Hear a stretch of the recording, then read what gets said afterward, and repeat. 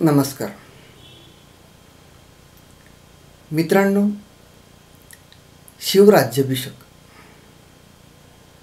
शिवराज्याभिषेकाचं हे 350 वर्ष आहे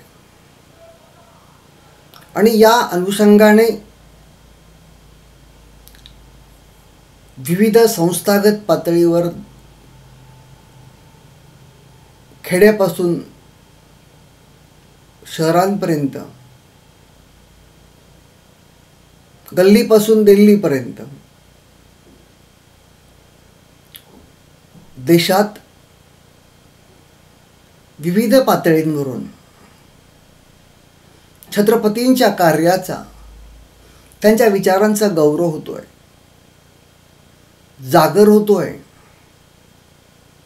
का होतोय?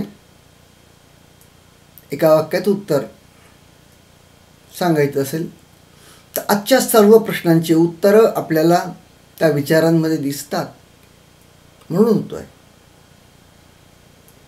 मित्रांनो, इतिहासामध्ये अनेक प्रसंग आपल्याला बघावयास मिळतात. मी आजच्या व्हिडिओला, आजच्या या माझ्या चर्चेला सुरुवात करण्यापूर्वी काही 1-2 घटना आपल्याला सांगू इच्छितो.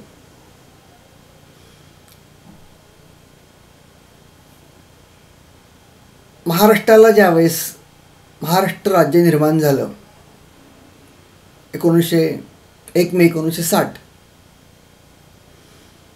त्यावेळेस मंगल कलश घेऊन भारताचे पंतप्रधान पंडित जवाहरलाल नेहरू यांच्यासोबत यशवंतराव चव्हाण आले होते आणि त्यांनी त्या ठिकाणी जे भाषण केलं होतं,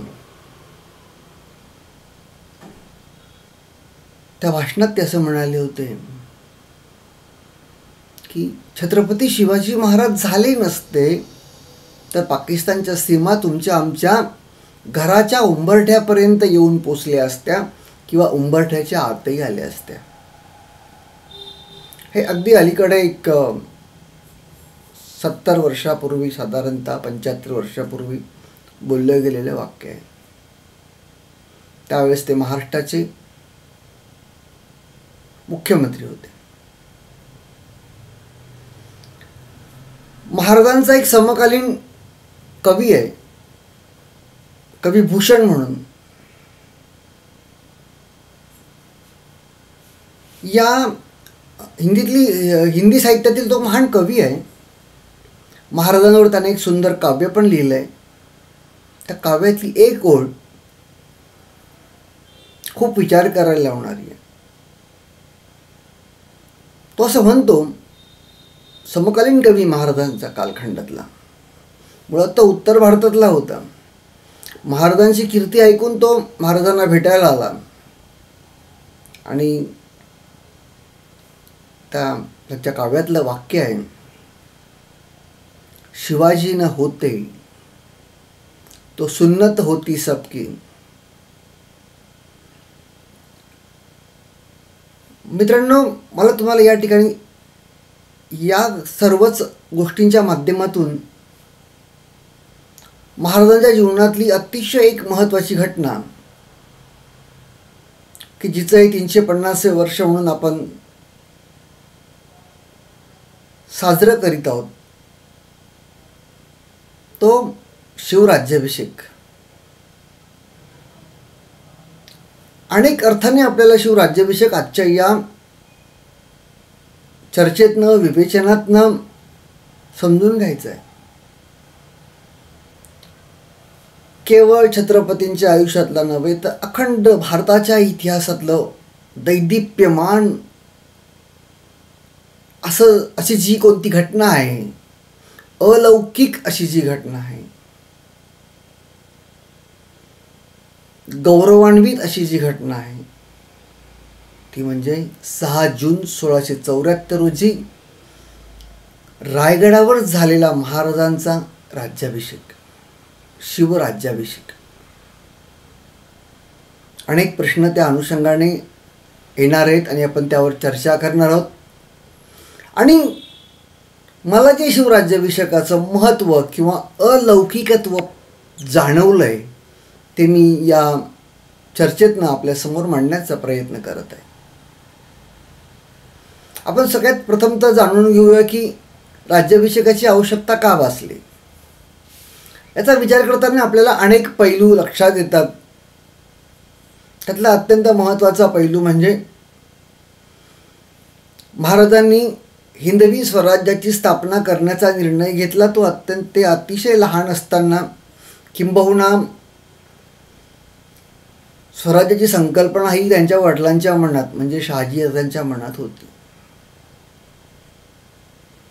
त्यांनी व शिवाजी महाराजांची आई जिजामाता या दोघांनीही आपल्या या सुपुत्राला हिंदवी स्वराज्याचं महत्त्व, त्याची आवश्यकता हे इतके विलक्षण पद्धतीने सांगितलेलं दिसतं.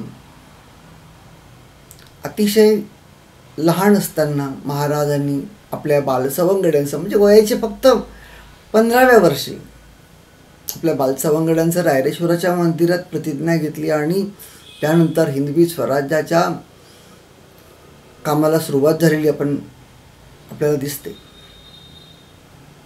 तर त्यानंतरचा जो महत्त्वाचा दिवस आहे या भारताच्या इतिहासात,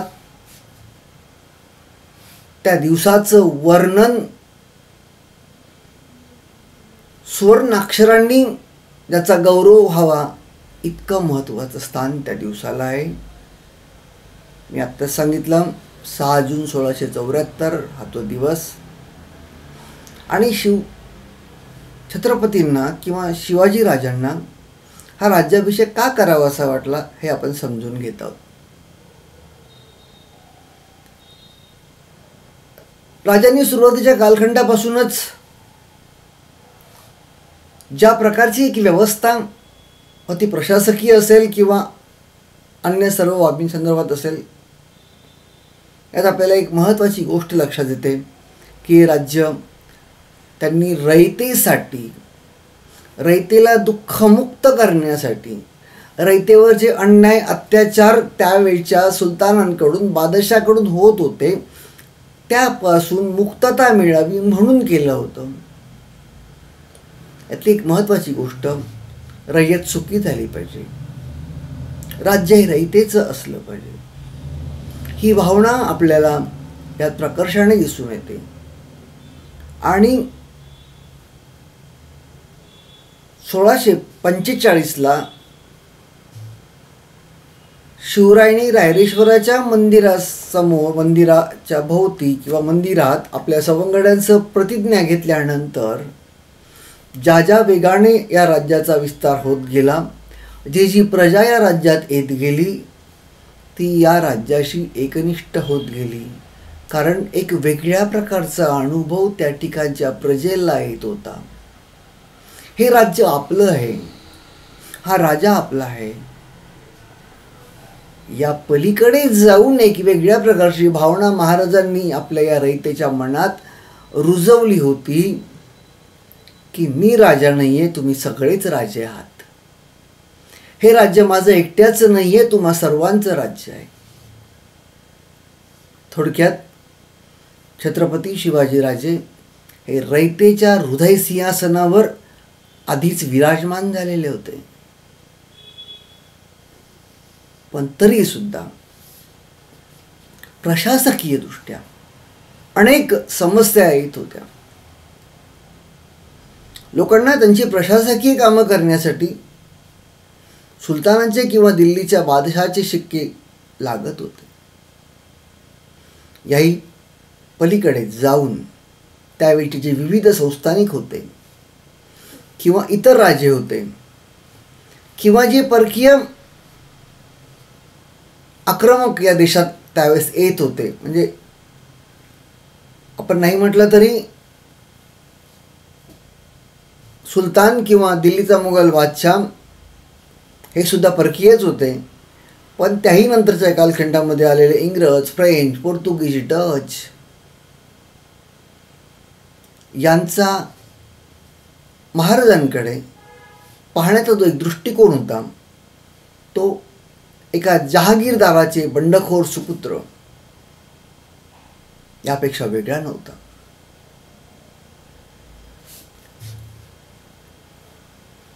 दुसऱ्या राज्याशी करावयाचे करारमदार करताना सुद्धा अनेक तांत्रिक अडचणी येत होत्या. या सगळ्या गोष्टींचा विचार केला तर आपल्याला एक गोष्ट स्पष्टपणे लक्षात येते की राज्याभिषेकाची अत्यंतिक आवश्यकता त्या कालखंडात दिसून येते. दुसरं एक महत्त्वाचं कारण असं आहे की महाराज काही वंश परंपरेने राजे आलेले नव्हते. म्हणजे त्यांचे वडील राजे किंवा छत्रपती असे हे नव्हते. ते वंश परंपरेने राजे नव्हते. त्यामुळे एक व्यवस्थित पद्धतीने राज्याभिषेक होऊन राजापद मिळणं ही त्या काळाची गरज होती. ज्या प्रकारे मुघलांचं राज्य होतं त्या राज्यव्यवस्थेला प्रशासकीय दृष्ट्या जे स्थान होतं ते मिळावं ही सुद्धा त्यामागची एक संकल्पना आपल्याला दिसून येते. असा हा संपूर्ण विचार कैक वर्ष महाराजांच्या मनात सुरू होता. म्हणजे याचं एक उत्तम उदाहरण मला तुम्हाला द्यावंसं वाटतं. एक इंग्रज अधिकारी महाराजांच्या राज्याभिषेक सोहळ्याला आला होता आणि त्याने गडावर 2 हत्ती बघितले आणि त्याने सहजच प्रश्न केला की इतक्या आडवाटेने किंवा इथं 2 हत्ती असे सहजासहजी आणता येणं शक्य नाही आहे. असं असताना हे हत्ती कसे आणले गेले या ठिकाणी? तर त्यांना उत्तर मिळालं की ते ज्यावेळेस त्याचा नुकताच जन्म झालेला होता आणि काही दिवसानंतरच ते हत्ती गडावर आणले गेले. पुढचं पालनपोषण त्यांचं गडावर केलं गेलं. राज्याभिषेकाच्या वेळी हे हत्ती मोठे झालेले होते.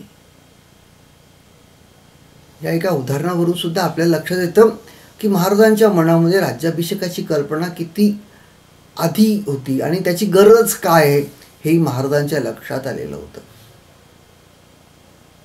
असं अजिबात नाही आहे की महाराजांना स्वतःला राजा बनायचं होतं आणि राजा म्हणून सगळीकडे फिरायचं होतं, असं काहीही नाही. उलट त्यांनी स्वतःबरोबरच सगळ्या रयतेच्या मनामध्ये हे राज्य तुमचं आहे ही भावना बिंबवण्यात महाराज पूर्णपणे यशस्वी झाले होते. हे नव्हे, हे त्या व्यक्तीचं, हे त्या व्यक्तिमत्वाचं वैशिष्ट्य होतं. याची 2 कारणं मी तुम्हाला सांगतो. असं मी का सांगतो? महाराजांच्या स्वराज्या किंवा या हिंदवी स्वराज्यापेक्षा 100 पट मोठं मुघलांचं राज्य होतं. त्या मुघलांच्या राज्याला सुद्धा छत्रपतींच्या या राज्याची भीती वाटत होती.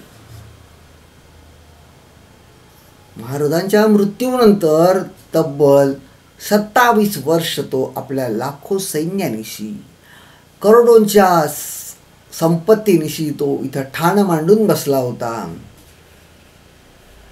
पण त्याला हे स्वराज्य संपवता आलं नव्हतं. त्याचा शेवट या मातीतच झाला. त्याची कबर या मातीत बांधली गेली. महाराजांच्या मृत्यूनंतर मराठे तब्बल 27 वर्ष त्या मुघल फौजेशी लढत होते, संघर्ष करत होते, त्याला झुंजवत होते. अक्षरशः मुघली सत्ता खिळखिळी करून टाकली होती या 27 वर्षांमध्ये मराठ्यांनी. पण जो एक विचार महाराजांच्या मनात हिंदवी स्वराज्याबद्दल होता, स्वातंत्र्याबद्दल होता, कैक पिढ्यांपासून, कित्येक वर्षांपासून, म्हणजे साधारणतः 730ला या देशावर परकीय आक्रमण, पहिलं आक्रमण झालं, इस्लामिक आक्रमण प्रामुख्याने. कारण इतरांचेही आक्रमण आले, शक आले, हूण आले, कुशाण आले, पण या आक्रमकांपेक्षा ही 730ला झालेलं आक्रमण वेगळं होतं. आणि त्यानंतर झालेली सर्व इराण, इराक, अफगाणिस्तान या ठिकाणून झालेली आक्रमणं, ही अरब आक्रमणं म्हणूया, यवनांची आक्रमणं म्हणूया, शब्द भलेही वेगळे असतील पण अर्थ तोच आहे. केवळ राज्य विस्तार करणे, सत्ता विस्तार करणे, संपत्ती मिळवणे या पलीकडे एक अत्यंत वेगळा विचार यांचा होता, आणि तो म्हणजे आपला धर्म प्रसार करणे, लोकांना आपला धर्म स्वीकारण्यास ऐन केन प्रकारे भाग पाडणे, हा यांचाच विचार होता असं नाही आहे. यानंतर जी ख्रिश्चन आक्रमणं झाली यांचाही मोठ्या प्रमाणात हाच हेतू होता. ही जाणीव जाणणारा या देशातला एकमेव राजा म्हणजे हे आपले छत्रपती शिवाजी महाराज.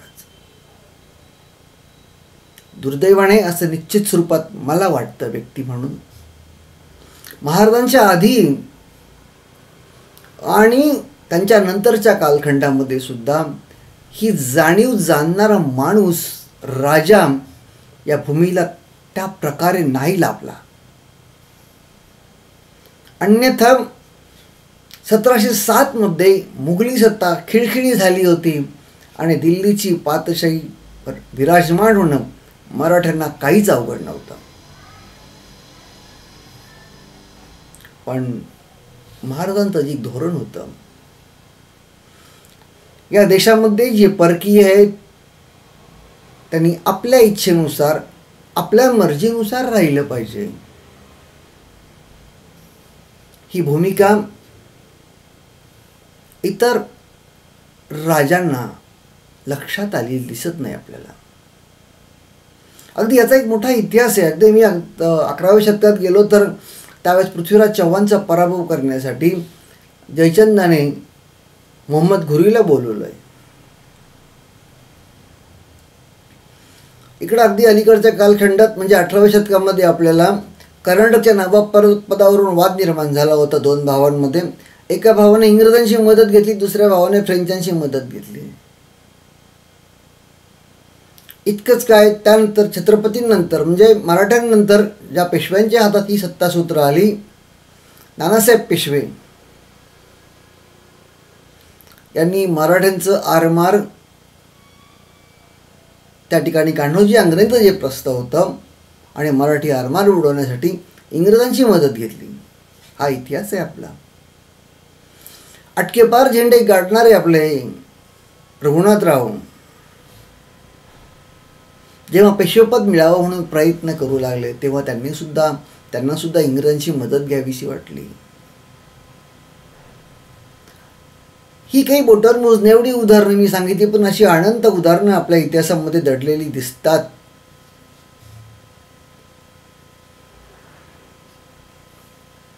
आपण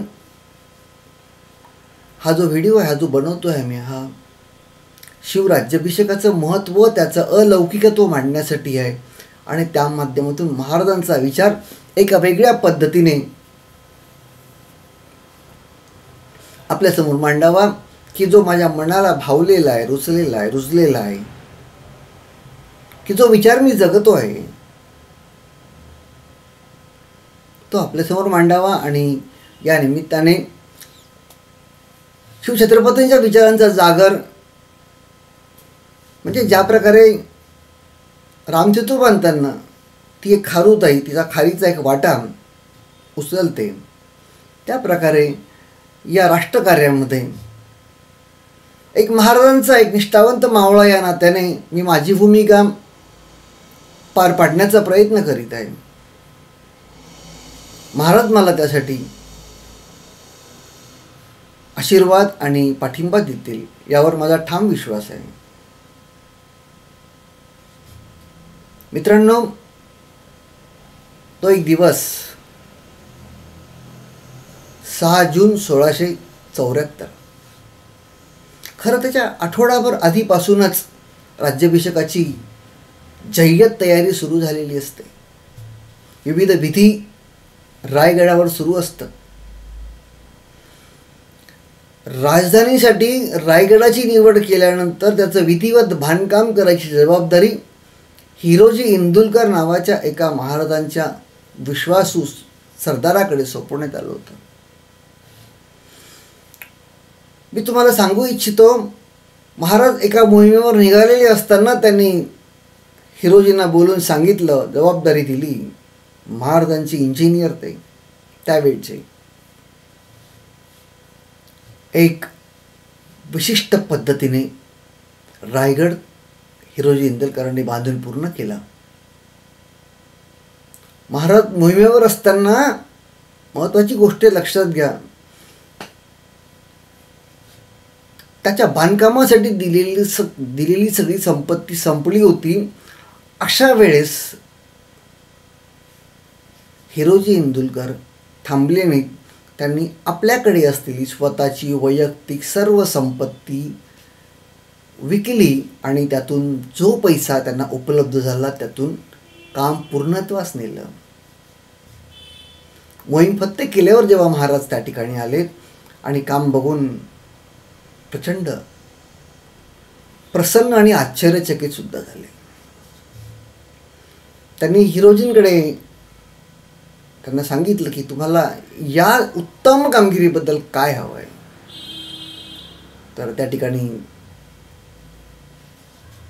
जे एक मंदिर आहे त्या मंदिराच्या पायथ्याशी एक दगड लावण्याचा अधिकार मागितला आणि त्यावर स्वतःचं नाव लिहिलं आणि ते नाव आजही त्या ठिकाणी आपल्याला दिसतं. ते महाराजांना म्हणाले की तुम्ही ज्या ज्या वेळेस या मंदिरात जाल त्या त्यावेळेस तुमच्या पायाची धूळ, त्या धुळीचा अभिषेक माझ्या या दगडावर होत राहील आणि तो तुमचा आशीर्वाद मला कायम मिळत राहील. ही जी एक भावना महाराजांनी आपल्या सेवेकऱ्यांमध्ये म्हणण्यापेक्षा आपल्या मावळ्यांमध्ये, आपल्या सैनिकांमध्ये, आपल्या सहकाऱ्यांमध्ये निर्माण केली होती. बघा ना, एकूण शिवचरित्राचा अभ्यास केला तर आपल्या लक्षात येतं, मग शिवाकाशीद आहे, जीवा महाल आहे, बाजीप्रभू देशपांडे आहे, मुरारबाजी देशपांडे आहे, तानाजी मालुसरे आहेत, प्रतापराव गुजर आहेत आणि अशी असंख्य नावं, ही आपल्याला माहिती असलेली नावं, या पलीकडे सुद्धा असंख्य अशी नावं आहेत.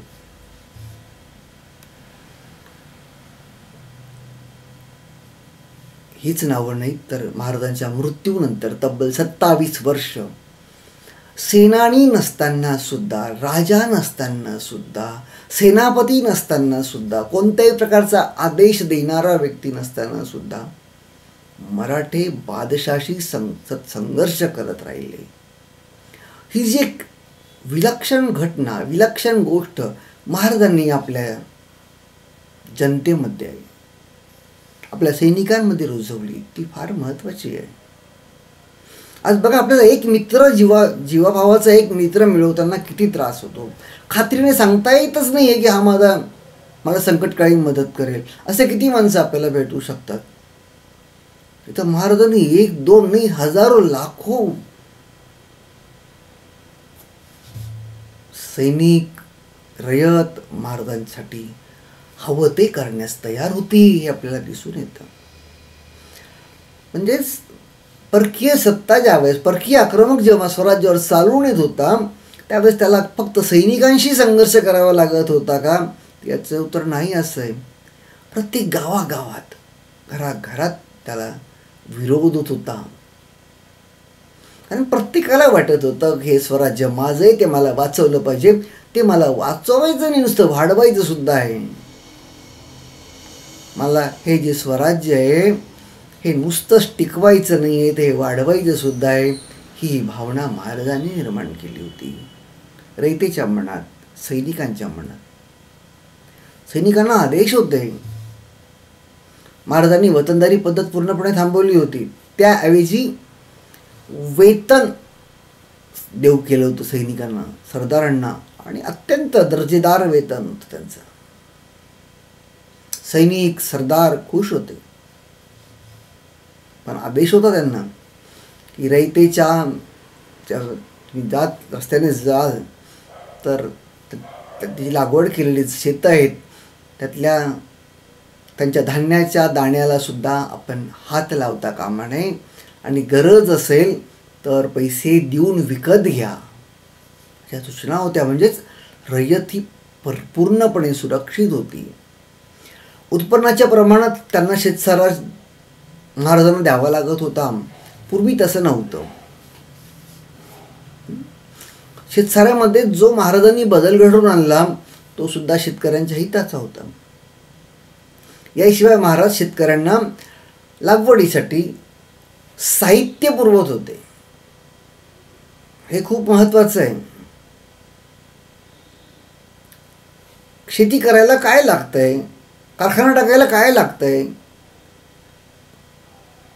उद्योग करायला काय लागतंय, धन पैसा संपत्ती नाही. त्यापेक्षा त्यासाठी लागणारी अवजारं, हत्यारं, मटेरियल हे शासनाकडून म्हणजे महाराजांकडून शेतकऱ्यांना, कारागिरांना, उद्योजकांना मिळत होतं. आणि त्यातून जे उत्पन्न व्हायचं त्या उत्पन्नाचा एक भाग कराच्या रूपात शासनात जमा होत होता. ही जी एक व्यवस्था महाराजांनी निर्माण केली ती आजही आपण स्वीकारू शकतो, नव्हे स्वीकारली पाहिजे. महाराजांची अनेक धोरणं आजही आपण त्याच्यावर विचार करण्याची नितांत गरज आहे.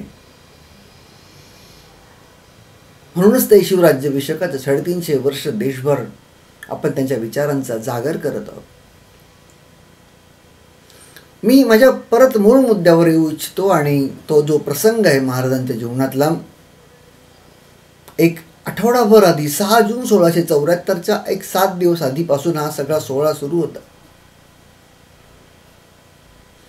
5 जूनला संध्याकाळपासून म्हणजे उद्या पहाटे महाराज सिंहासनावर बसणार या अनुषंगाने सगळी व्यवस्था केली गेली. राज दरबार सजवला गेला. प्रत्येक मंत्र्यांना आपली स्थानं मिळाली, त्यांची चिन्हे मिळालीत, त्यांना त्यांच्या जागा कळाल्यात. अगदी पहाटे 6 तारखेला पहाटे साधारणतः 3-4च्या जवळपास सर्व आपल्या जागेवर स्थानापन्न झालेली आहेत. काकाभट्ट जे काशीहून खास राज्याभिषेकासाठी आलेले होते, भारतातल्या 7 महत्त्वाच्या नद्यांचं जल मागवण्यात आलं होतं, आणि नागाभट्टांच्या आदेशानुसार मंत्रघोषामध्ये मंत्रांचा जयघोष चालू होता. राजमाता जिजाबाई, जिजामाता या अशा समोर त्या ठिकाणी आसनस्थ होत्या. महाराज त्यांना प्रणाम करतात आणि नागाभट्टांच्या सूचनेनुसार सिंहासनाकडे प्रस्थान करतात. अनेक पायऱ्यामध्ये असतात. या प्रत्येक पायरीवर महाराजांना तो आठवणींचा जो त्यांचा भूतकाळ आहे तो आठवतोय. माता पित्यांनी कशा प्रकारे आपल्याला हे स्वराज्य स्थापन करायची प्रेरणा दिली, काय सांगितलं की आपण या कामाला लागलो, ते सगळं आठवत होतं. ती रायरेश्वराच्या मंदिरात आपल्या बालसवंगड्यांचं घेतलेली प्रतिज्ञा आणि मग त्यानंतर या कार्याला झालेली सुरुवात. प्रत्येक पाऊल टाकताना महाराजांना एक एक घटना अशी आठवत होती. काही स्वकीयांनी केलेला विरोध, त्यात मोरे असतील, रायरीचे मोरे. स्वराज्यावर आलेलं पहिलं संकट अफजल खानाचं, त्याचा निपटारा, त्याचा वध कसा केला, कुठून त्या आयडिया मिळवल्या, कुठून त्या संकल्पना मिळवल्या. म्हणजे फार विचार आहे त्याच्या पाठीमागे. महाभारतातला एक प्रसंग मला या ठिकाणी आपणास सांगावासा वाटतो. आणि त्या प्रसंगाने सुद्धा आपल्याला महाराजांच्या जीवनामध्ये, म्हणजे इतिहासाचा अभ्यास का करावा हे छत्रपतींचं चरित्र अभ्यासलं की आपल्याला कळतं. त्यामध्ये अगदी महाराजांच्या जीवनातली खूप महत्त्वाची घटना अफजलखानाचा वध, आणि दुसरी महत्त्वाची घटना म्हणजे आग्र्याहून सुटका. महाराज प्रत्येक पाऊल टाकताना त्यांना सगळ्या घटना आठवत आहेत. अफजलखानाचा वध आहे, त्यानंतर सिद्धी-जोहरचा पन्हाळ्याला असलेला वेढा, शिवा काशीदने शिवाजी म्हणून केलेलं स्वतःचं बलिदान, तर बाजीप्रभूंनी महाराजांनी सुरक्षित विशाळगडावर जावं म्हणून लढवलेली गाजापूरची आणि त्यांच्या रक्ताने पावन झालेली ती पावनखिंड, पुढे शाहिस्तेखानाच्या पुण्यात जो मुक्काम करून बसला होता त्यावर केलेला हल्ला अत्यंत शिताफीने आणि विचार करून केलेला आपल्याला दिसून येतो.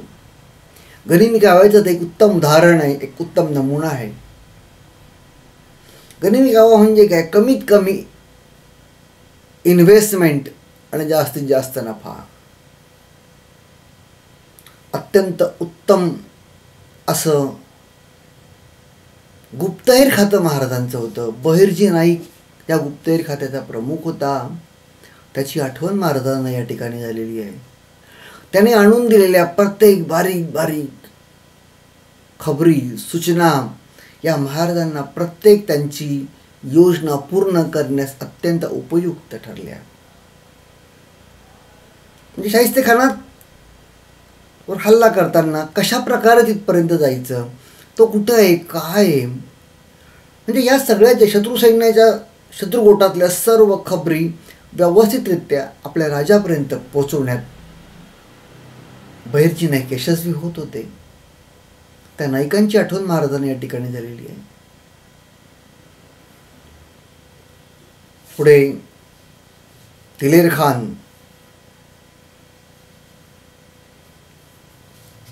आणि या दिलेर खानाने जो पुरंदरला वेढा दिलेला होता, यामध्ये मुरारबाजीने दाखवलेलं आपलं अतुलनीय शौर्य, सगळ्याच गोष्टी अत्यंत विचारणीय आहेत. महाराजांच्या लक्षात आलं होतं, काय लक्षात आलं होतं,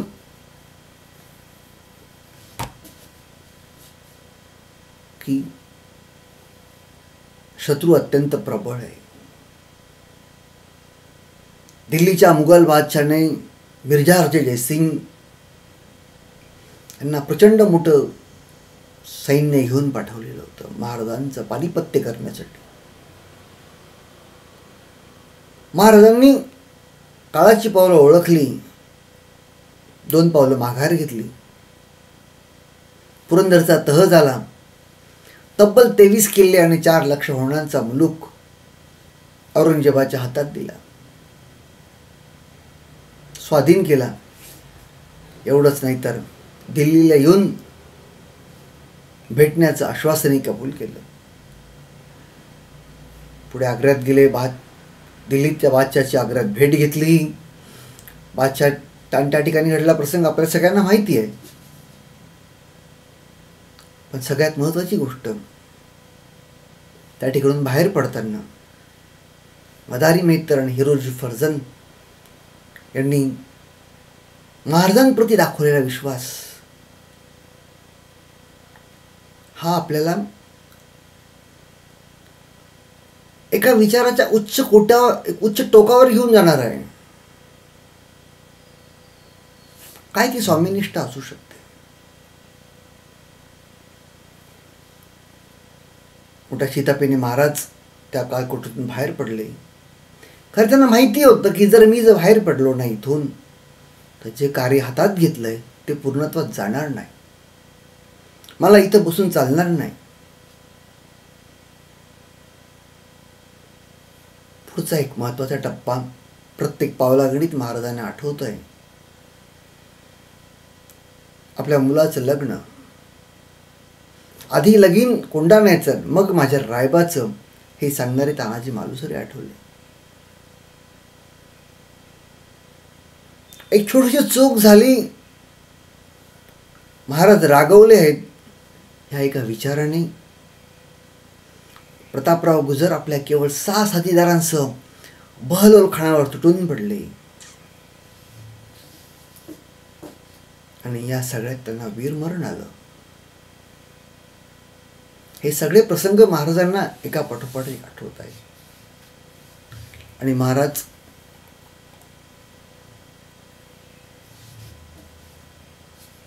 त्या ठिकाणी सिंहासनाजवळ जाऊन पोचत आहेत.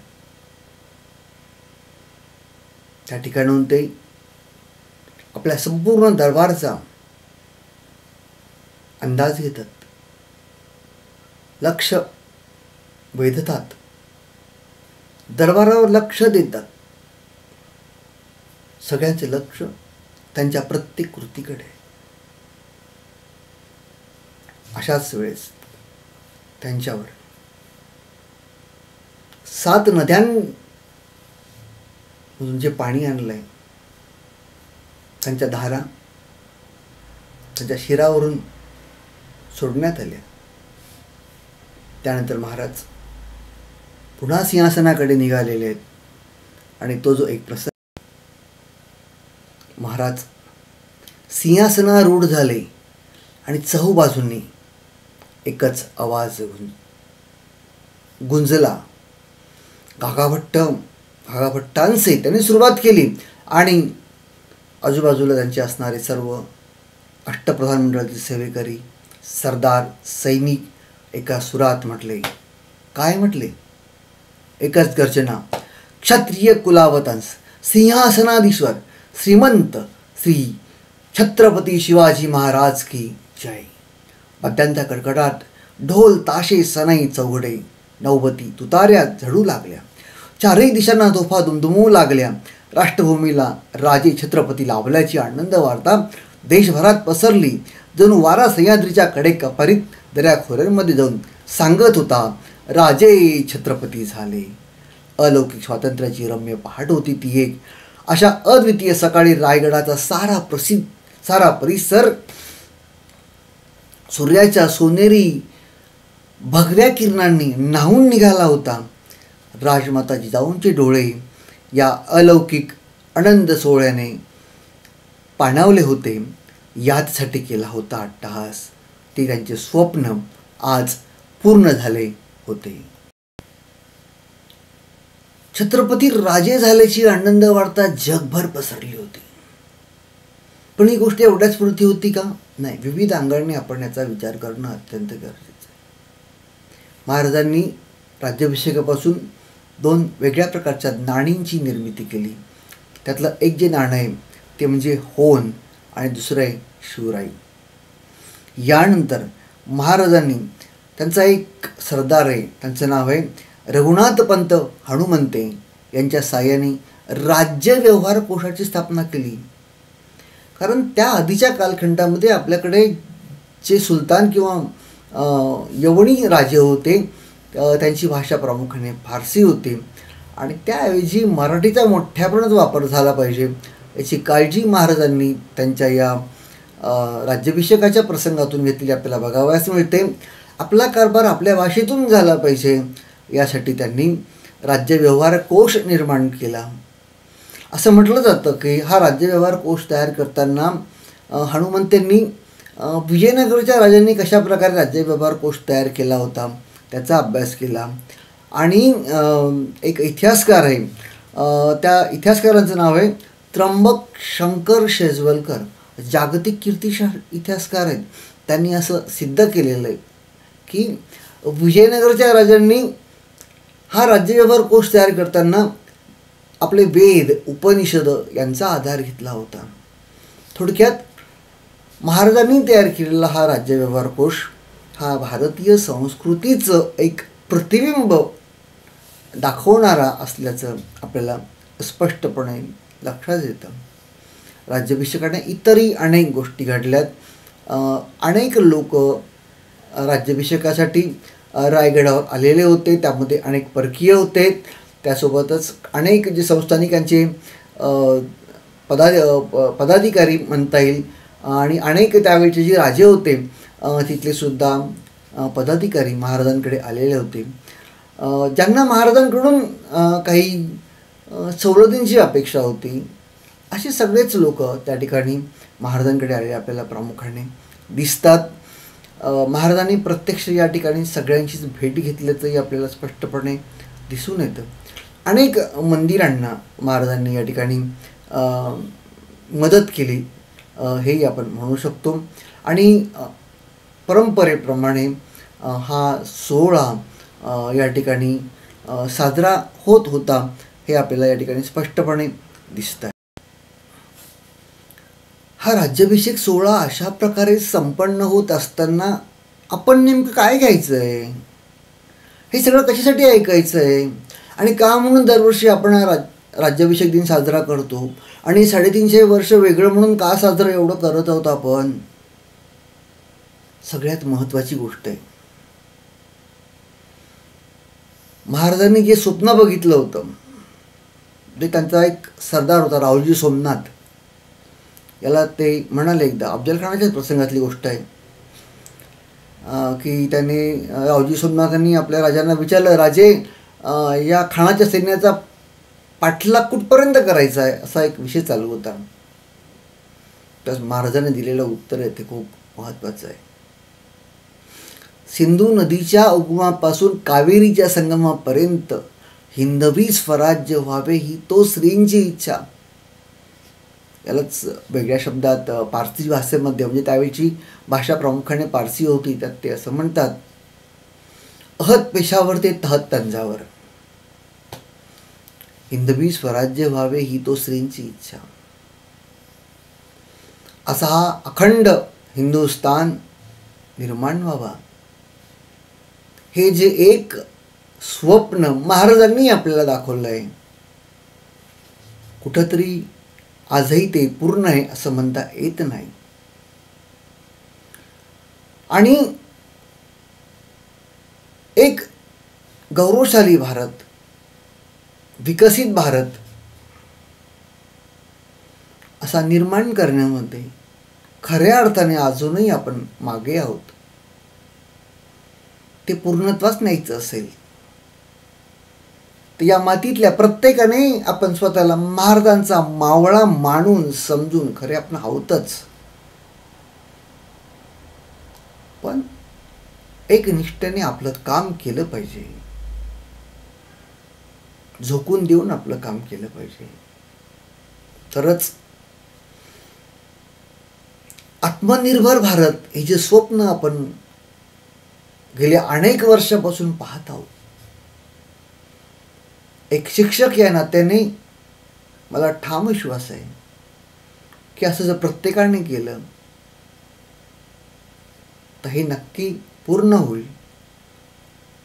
आपल्याला यश मिळेल, आपल्या नेतृत्वाला यश मिळेल आणि हा महाराजांचा शिवराज्याभिषेक दिन साजरा केल्याचा खऱ्या अर्थाने आपल्याला आनंदही मिळेल, त्याचा अर्थही समजेल. अर्थ समजला असं आपण म्हणू शकू. इतके बोलतो आणि आज आपली रजा घेतो. आपण सर्वांनी माझं म्हणणं ऐकून घेतलं. आपणा सर्वांचा मनापासून मी आभार व्यक्त करतो, धन्यवाद व्यक्त करतो. यातील ज्या गोष्टी तुम्हाला आवडल्या, योग्य वाटल्या त्याच तुम्ही घ्या. ज्या वाटल्या अशा गोष्टी वाटल्या की या चुकीच्या आहेत त्या सोडून द्या, नका त्याकडे लक्ष देऊ. पण महाराजांचा मावळा या अनुषंगाने मी, त्यांनी जशी मला प्रेरणा दिली तसे मी माझं म्हणणं मांडण्याचा प्रयत्न केला आहे. ते मला सांगत होते आणि मी ते आपल्यापर्यंत पोचवत होतो.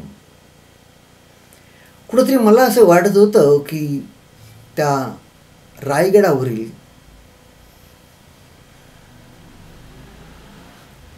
राज्याभिषेकाच्या प्रसंगात मी सुद्धा कुठंतरी एक मावळा म्हणून कोपऱ्यात उभा आहे आणि त्या सगळ्या व्यवस्थेमध्ये लगबगीने काय योगदान करता येईल ते देण्याचा माझ्या परीने प्रयत्न करतो आहे. असंच आजही काम चालू आहे. एक मावळा म्हणून सतत काम करत राहणं हा माझ्याही आवडीचा भाग आहे, तो मी करत असतो. असे बोलून आपल्या सर्वांची आज्ञा घेतो. धन्यवाद.